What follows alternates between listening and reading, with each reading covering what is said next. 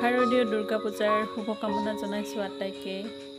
আপোনালোকে নিশ্চয় ভালে আছে আৰু আপোনালোকেও কিজানি মোৰ নিচিনা পূজা চাবলৈ ওলাইছে নাইবা ঘৰতো পূজা পাতিছে। আহক মোৰ লগত অকণমান সকলোৱে মিলি পূজা চাওঁ। কি কৰোঁ